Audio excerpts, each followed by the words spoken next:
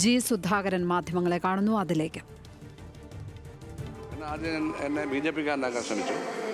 ഇപ്പോൾ കോൺഗ്രസ് ഇതൊക്കെ അറിവില്ലാത്തവരും അതുപോലെ തന്നെ ക്രിമിനൽ സ്വഭാവമുള്ളവരുമായ പൊളിറ്റീഷ്യൻസ് ചെയ്യുന്നതാണ്. അവർ താഴെ വരെ ഉണ്ട്. അവരെന്തെങ്കിലും കോപ്രായം എഴുതി വെച്ചതിൻ്റെ അടിസ്ഥാനത്തിൽ എന്താ കാര്യം? അതിന് മറുപടി പറയുന്നുണ്ട് ചില ടെലിവിഷനകത്ത്. പക്ഷേ പത്രക്കാരും അതിനെതിരായിട്ട് എഴുതിയില്ലല്ലോ.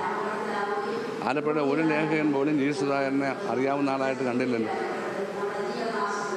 ഒരാൾ പോലും എഴുതിയില്ലല്ലോ ഒരു പത്രത്തിലും. എന്നെ അറിയാവുന്നവരല്ലേ നിങ്ങൾക്കെല്ലാം?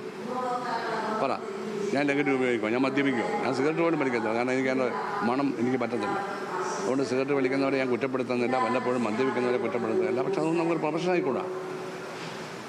നമ്മുടെ വീട്ടിലും ചിലപ്പോൾ സംഭവിക്കാം, ചെറുപ്പക്കാരൻ അതല്ല.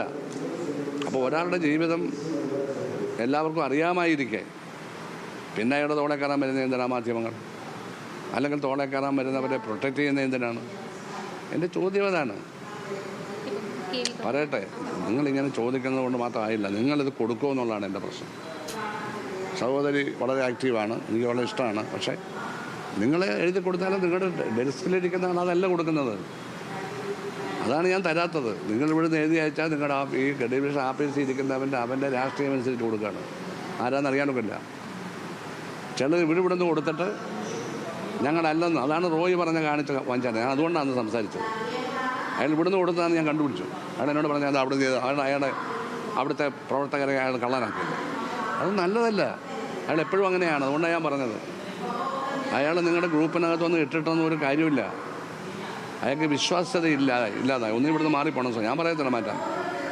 ഞാനൊരു കത്തയച്ചു കഴിഞ്ഞാൽ അയാളെ മാറ്റി. ഞാൻ ഒരിക്കലും ചെയ്യത്തില്ല. വിശ്വാസ്യതയില്ല. വിശ്വാസ്യതയാണ് പ്രധാനം. നിങ്ങളോട് ഞാൻ സംസാരിക്കണമെങ്കിൽ നിങ്ങൾ പറയുന്ന വാക്കുകളെ വിശ്വസ്തയായിരിക്കണം. ഞാൻ സംസാരിക്കില്ല. എനിക്ക് KV തോമസിനെ പറ്റി ഒന്നും പറയാനില്ല, കേട്ടല്ലോ. എൻ്റെ അജണ്ടയിലുള്ള ആളല്ല.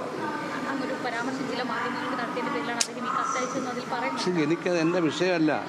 എൻ്റെ രാഷ്ട്രീയ ജീവിതത്തിൽ ഒരിക്കൽ പോലും അയാൾ പ്രത്യക്ഷപ്പെട്ടിട്ടില്ല. എനിക്ക് അയാൾ ഇൻസ്പിറേഷൻ അല്ല, ഒരു ആവേശമല്ല, എൻ്റെ സുഹൃത്തല്ല, ഒന്നുമല്ല.